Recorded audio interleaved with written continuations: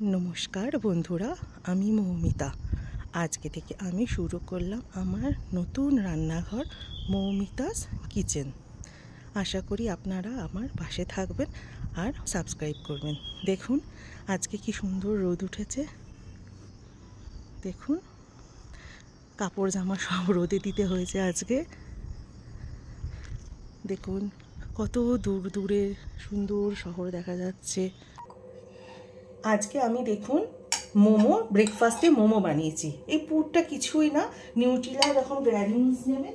নিউট্রিলা গ্র্যানিউলসকে নিয়ে দেখুন এটাকে জলে কিছুক্ষণ ভিজিয়ে রাখবেন, রেখে তার মধ্যে রসুন আর পেঁয়াজ কুচি আর একটু আমি পনিরও দিয়েছি অবশ্য, পনির দিয়ে এভাবে একটু নেড়ে নেবেন। এবার আমি পুরো ময়দার মোমো বানাইনি, আমি আটা আর ময়দা মিশিয়ে বানিয়েছি।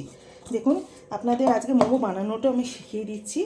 একটা এরকম পাতলা লেচি বানিয়ে দেখুন এইখানটা মুড়ে এই জুড়ে দেবেন, এইখান থেকে মুড়বেন জুড়ে দেবেন, এখান থেকে মুড়বেন জুড়ে দেবেন, এই মুড়বেন জুড়বেন, এখানে মুড়বেন জুড়বেন, এখানে কিছুই ব্যাপার না, মুখটা জাস্ট জুড়ে দেওয়ার মতো। ঠিক আছে, আজকে আমি একটা জিনিস ট্রাই করলাম। এই যে মোমোর পুরটা ছিল না, ওর মধ্যে আমি একটা ডিম মিশিয়ে দিয়েছি। দেখুন ডিম আর গোলমরিচ মিশালাম, এটাকে একটু ফেটিয়ে নিয়ে দেখি আজকে। চলুন আপনাদের সাথে এটা আমি ফার্স্ট এক্সপেরিমেন্ট করবো অবশ্যই, কারণ পাতলা হয়ে যাচ্ছে, দেখা যাক। কারণ বয়েল তো করবোই, আশা করি তখন টেস্টটা কেমন হবে তারপর আপনাদের সাথে আমি শেয়ার করব। তো প্রথমে আমি ডিমটাকে একটু এর সাথে ফেটিয়ে নিলাম। এবার আমি লেচি করে রেখেছি, এই দেখুন হাতে নিলাম। চলুন দেখা যাক হয় নাকি, চলুন আপনাদের সাথেই ট্রাই করি। এই দেখুন 1 চামচ দিলাম, চলুন দেখি মোড়া যায় নাকি, এটাও ব্যাপার। মোড়া নিশ্চয়ই তো যাবে, চুড়ে তো যাক, তারপর সেদ্ধ হয়ে যাবে। দেখুন এটা হচ্ছে একটা বানালাম, বেরিয়ে একটু একটু আসছে, কোনো অসুবিধা কিছু নেই। চলুন আর একটা বানাই।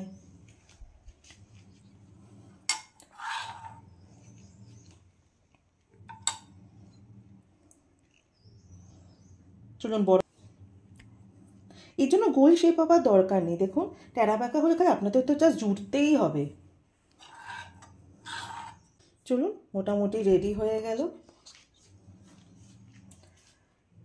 দেখুন এইটা একটু লেচিটা আমি মোটা করেছি, আপনাদের যদি মোটা হয়ে যায় কোনো অসুবিধা নেই, অবশ্য খেতে টেস্টি হয় পাতলাগুলোই। দেখুন ভালোই শেপ হয়েছে।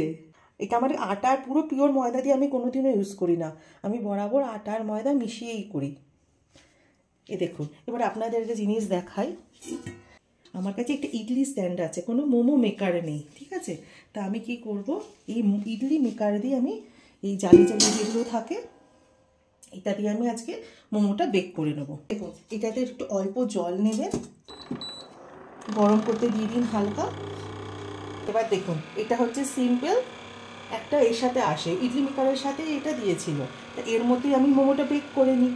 দেখুন প্রথমে একটু তেল দেবেন, অল্প তেল লাগবে, খুবই হেলদি খাবার এটা।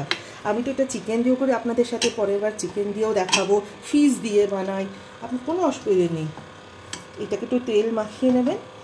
এবার দেখুন প্রথমে আমি এগুলো হচ্ছে ডিম, দেখুন ডিমগুলো একটু নরম নরমই হবে, ভালো টাইট। দেখুন এগুলো সব টাইটগুলো হচ্ছে যেগুলো ডিম ছাড়া। দেখুন আমি পরপর সব কটা সাজিয়ে নিয়েছি, সাজিয়ে নিয়ে আমি এটাকে সিম্পল এর ভেতরে আমি রেখে দিই। এই দেখুন হলো, এই যে দেখুন এই সাজিয়ে আমি ভেতরে তো দিয়ে দিলাম। এইটা আমি বেসিক্যালি সবসময় ইন্ডাকশানেই করি, গ্যাসেও অবশ্য হয়ে যায়, কিন্তু আমি ইন্ডাকশানে করলে টাইম সেট আপটাও ইজি হয়। দেখুন এটাকে আমি অন করলাম, 700-তে দিয়ে সেট করে এটাকে আমি টাইম দিয়ে দিলাম, টাইমার 15 থেকে 20 মিনিটও দিতে পারেন, কোনো অসুবিধা নেই। চিকেন হলে একটু বেশি দেবেন অবশ্যই। দিয়ে এটাকে আমি ঢাকা দিয়ে দিলাম। চলুন আবার আমি টাইমটা শেষ হওয়ার পর আমি আবার এসে আপনাদের আবার দেখাবো। চলুন দেখুন আমি বন্ধ হয়ে গেছে, এটাকে আমি খুলে দেখাই, পুরো বয়েলড হয়ে গেছে। চলুন এটাকে প্লেটিং করা যায়। দেখুন আমি তুলে নিয়েছি প্লেটে। দেখুন আটা মেশানোর জন্য একটু লাল লাল হবে, তাতে কোনো অসুবিধা নেই। চলুন একটু সস দিয়ে সার্ভ করে দিই। নিন আপনারা এবার এনজয় করুন হোমমেড মোমো। ধন্যবাদ।